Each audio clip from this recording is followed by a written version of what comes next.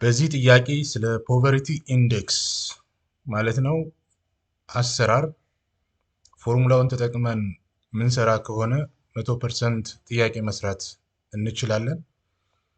ጥያቄው ምንድነው? in a village the poverty line z ይባላል። በአንድ መንደር ማለት ነው። ፖቨርቲ ላይን የተቀመጠው ኦልሞስት 2000 yen ፐር መንዝ ነው። the average monthly income for poor people ወርሃዊ የድሃ ሰዎች ገቢ ደግሞ ዋይ ማለት ነው 1500 ነው።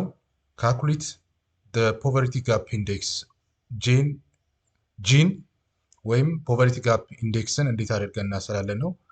ለዚህ ሶሉሽን የሚሆነው ፎርሙላ አለ። ፎርሙላ ጂን ለማስላት ማን ነው ጂ is equal to ዜድ ማይነስ ዋይ ኦቨር ዜድ ይሆናል። ጂ is equal to 2000 ሲቀነስ 1500 ኦቨር 2000 ጂ is equal to 500 ሲካፈል ለ2000 ጂ ስንት ይሆናል? 0.25 ይሆናል ማለት ነው።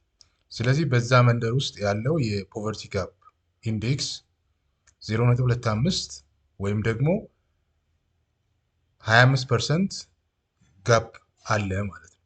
ስለዚህ ፖቨርቲ ጋፕ ኢንዴክስ ይህና ተመሳሳይ የሆኑ ጥያቄዎች ቢሰጡ ለምሳሌ ዜድ ተሰጥቶ ዋይ ባይሰጥ፣ ዋይ እና ጂ ተሰጥቶ ዜድ ባይሰጥ